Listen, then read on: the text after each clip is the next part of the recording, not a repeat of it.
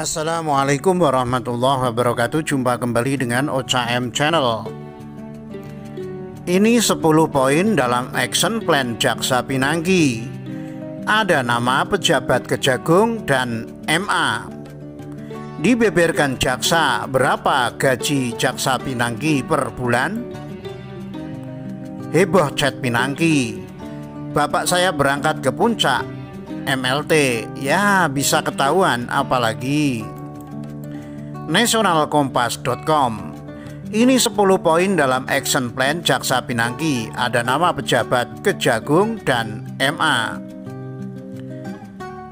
Jaksa Pinangki Sirna Malasari memasukkan nama sejumlah pejabat dalam action plan atau semacam proposal untuk kepengurusan fatwa untuk Joko Chandra di Mahkamah Agung.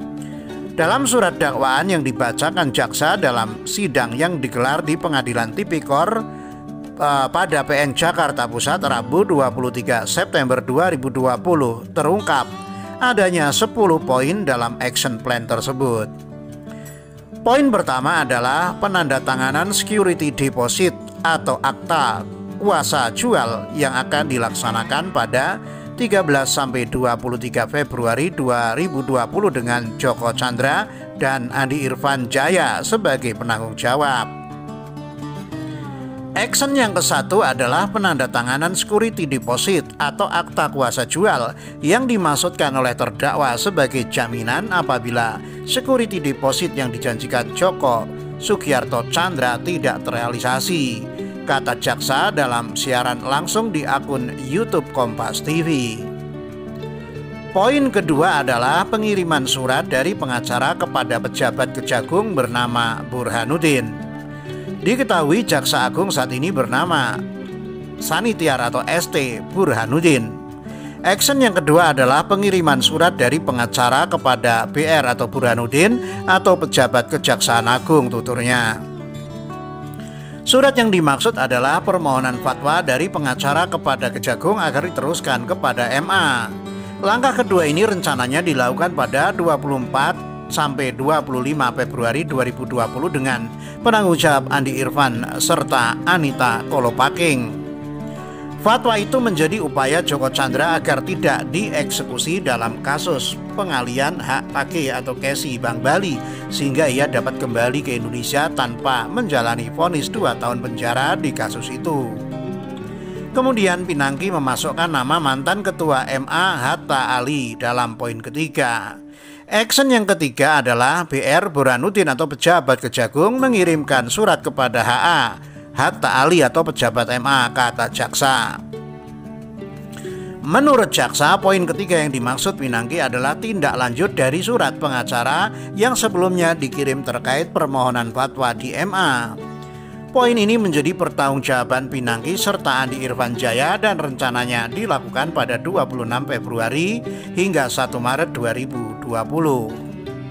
Poin keempat, pembayaran tahap 1 atas kekurangan konsultan fee sebesar $250.000 AS kepada Pinangki dari Joko Chandra yang direncanakan pada 1 sampai 5 Maret 2020. Ini merupakan pembayaran lanjutan setelah Joko Chandra memberi uang muka sebesar $500.000 AS atau 50% dari total imbalan yang dijanjikan. Poin kelima, pembayaran biaya media konsultasi dari Joko Chandra kepada Andi Irfan Jaya sebesar $500.000 AS. Pembayaran yang dimaksud untuk mengkondisikan media itu direncanakan pada 1 sampai 5 Maret 2020. Lalu nama Burhanuddin dan Hatta Ali kembali muncul pada poin ke-6. Action ke-6 adalah HA Hatta Ali atau pejabat MA menjawab surat BR atau Burhanuddin atau pejabat Kejagung.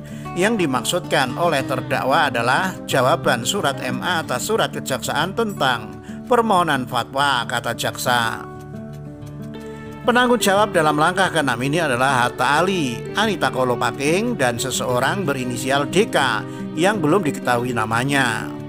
Poin ke-7 berisikan bahwa Burhanuddin menerbitkan instruksi terkait surat Hatta Ali agar jajaran Kejagung melaksanakan fatwa MA. Langkah ketujuh yang direncanakan dilakukan pada 16 sampai 26 Maret 2020 ini menjadi tanggung jawab Pinangki serta seseorang berinisial EF yang belum diketahui identitasnya. Selanjutnya, poin ke-8 adalah Joko Chandra membayarkan security deposit senilai 10 juta dolar AS apabila poin nomor 2, 3, 6, dan 7 berhasil dilaksanakan. Poin ke-9 menyatakan Joko Chandra kembali ke Indonesia tanpa perlu menjalani hukuman di kasus Bank Bali yang rencananya terlaksana pada April-Mei 2020. Poin terakhir adalah pelunasan biaya kepada Pinangki sebesar 250.000 dolar Amerika Serikat dari total 1 juta dolar AS yang dijanjikan Joko Chandra. Akan tetapi, meski Joko Chandra sudah memberikan uang muka melalui perantara kepada Pinangki, tidak ada satu poin pun dalam action plan yang terlaksana. Joko Chandra kemudian membatalkan kerjasama mereka pada Desember 2019 dengan cara menulis tangan no pada kolom catatan dari action plan. Kecuali pada action yang ketujuh dengan tulisan tangan bayar nomor 45, yaitu apabila action keempat dan 5 berhasil dilaksanakan tuturnya. Serta action ke-9 dengan tulisan tangan bayar 10M, yaitu bonus kepada terdakwa apabila action ke-9 berhasil dilaksanakan, ucap dia. Sebelumnya, Jaksa Agung Sanitiar Burhanuddin membantah menerima uang terkait kasus Pinangki atau Joko Chandra. Selain itu, Mahkamah Agung juga sudah pernah membantah ada permohonan fatwa hukum terkait Joko Chandra. Dalam kasus ini, Pinangki terdakwa menerima uang sebesar 500.000 dolar AS dari Joko Chandra terkait kepengurusan fatwa di MA tersebut. Atas perbuatannya itu, Pinangki dijerat pasal 5 ayat 2 J pasal 5 ayat 1 huruf A Undang-Undang Nomor 31 Tahun 1999. Sebagaimana diubah dengan Undang-Undang Nomor 20 Tahun 2001 tentang Pemberantasan Tipikor, subsidiar pasal 11 Undang-Undang Tipikor. Pinangki juga dijerat pasal 3 Undang-Undang Nomor 8 Tahun 2010 tentang pencegahan dan pemberantasan tindak pidana pencucian uang. Terakhir, Pinangki didakwa melakukan pemufakatan jahat dan dijerat pasal 15 J pasal 5 ayat 1 huruf A UU Tipikor subsidiar pasal 15 J pasal 13 Undang-Undang Tipikor. Dibeberkan jaksa berapa gaji jaksa Pinangki per bulan? Kompas.com. Jaksa Penuntut Umum atau JPU membeberkan penghasilan jaksa Pinangki Sirna Malasari dalam surat dakwaan yang dibacakan pada sidang di Pengadilan Tipikor pada PN Jakarta Pusat Rabu 23 September. Jabatan terakhir Pinangki adalah Kepala Subbagian Pemantauan dan Evaluasi 2 pada Biro Perencanaan Jaksa Agung Muda Pembinaan Kejaksaan Agung. Selama tahun 2019 sampai 2020, penghasilan Pinangki per bulannya sebesar 18.921.750 rupiah. 1. Gaji sebesar Rp9.432.300. 2. Tunjangan kinerja sebesar Rp8.757.600. 3. Uang makan sebesar Rp731.850, ucap jaksa melalui siaran langsung di akun YouTube Kompas TV. Kemudian ditambah penghasilan suaminya yang merupakan anggota kepolisian. Menurut jaksa, penghasilan suami Pinangki AKBP Napitupulu Yogi Yusuf sebesar 11 juta per bulannya pada periode 2019-2020. Selama kurun waktu itu Pinangki disebut tidak memiliki usaha dan penghasilan tambahan resmi. Selain itu, jaksa juga mengatakan bahwa jaksa Pinangki Sirna Malasari tidak memiliki sumber penghasilan dari pencairan kredit bank atau lembaga jasa keuangan lainnya dalam periode yang sama. Selama periode itu pula Pinangki menggunakan uang sebesar 444.900 dolar Amerika Serikat atau sekitar 6,2 miliar rupiah untuk menyamarkan asal-usul harta yang berasal dari tindak pidana korupsi. Terdakwa mengetahui atau setidaknya patut menduga bahwa sejumlah uang yang ditempatkan ditransfer, dibelanjakan, dibayarkan atau ditukarkan dengan mata uang rupiah tersebut berasal dari tindak pidana korupsi yang dilakukan terdakwa, ucap dia. Oleh karena tidak sesuai dengan pendapatan yang diperoleh serta tidak dapat dipertanggungjawabkan oleh terdakwa, asal-usul uang tersebut diperolehnya secara sah, sambung jaksa.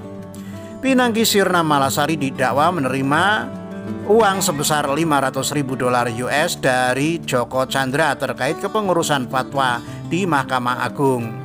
Fatwa itu menjadi upaya Joko Chandra agar tidak dieksekusi dalam kasus pengalihan hak tagih Kesi Bank Bali sehingga ia dapat kembali ke Indonesia tanpa menjalani vonis 2 tahun penjara di kasus itu.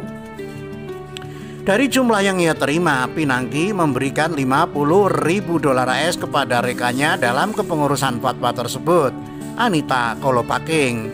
Sementara sisanya sebesar $450.000 AS digunakan untuk keperluan pribadi Pinangki. Pinangki menukar sebanyak $337.600 AS menjadi mata uang rupiah dengan nilai sekitar $4.753.829.000 menggunakan nama orang lain. Penukaran dilakukan melalui sopirnya yang bernama Sugiarto, staf suaminya bernama Beni Sastrawan, serta orang yang tidak diingat lagi namanya.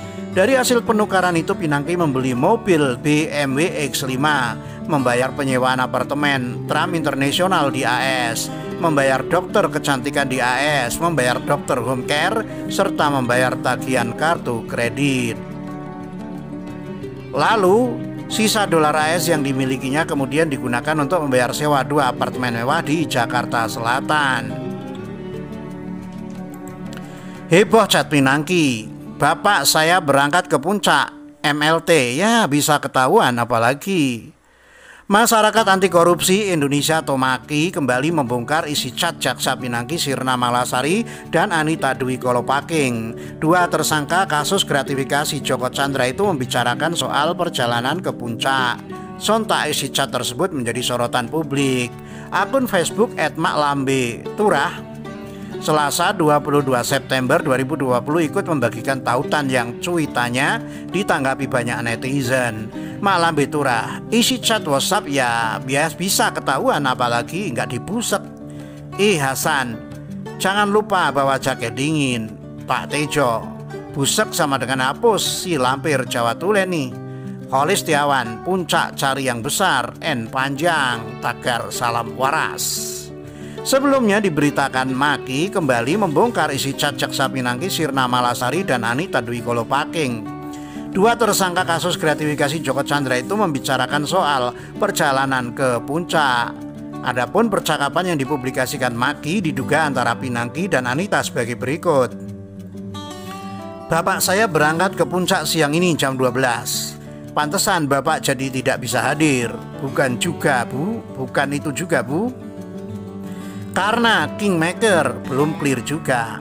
Boyamin pun mengaku membuka opsi melayangkan gugatan pra-peradilan jika Komisi Pemberantasan Korupsi atau KPK tidak menindaklanjuti bukti-bukti yang telah diserahkan dalam kasus Joko Sugiarto Chandra dan kawan-kawan. "Kedepannya kami tetap mencadangkan gugatan pra-peradilan terhadap KPK apabila tidak menindaklanjuti bahan-bahan yang telah kami serahkan," ucap Koordinator MAKI Boyamin Saiman dalam keterangannya di Jakarta Senin 21 September.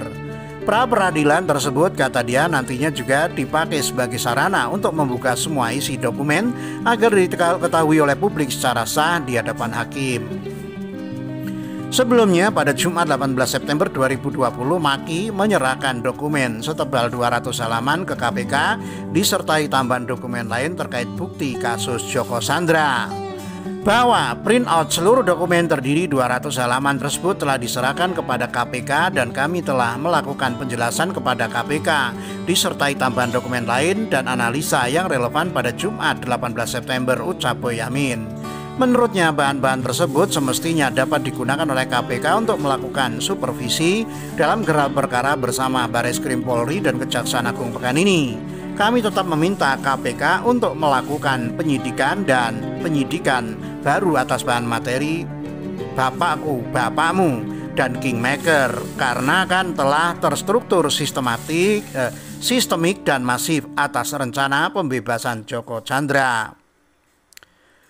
Selain itu, sebagai pertanggungjawaban kepada publik terkait istilah bapakku, dan Kingmaker, Maki juga telah mempublikasikan berupa foto dari printout yang diduga percakapan melalui aplikasi WhatsApp antara Jaksa Pinangki Sirna Malasari dan pengacara Anita Dwi Kolopaking. Maki menduga percakapan itu dilakukan dalam pengurusan fatwa Mahkamah Agung untuk membantu pembebasan Joko Chandra dari kasus yang menjeratnya berupa penjara 2 tahun atas perkara dugaan korupsi hak tagih Bank Bali.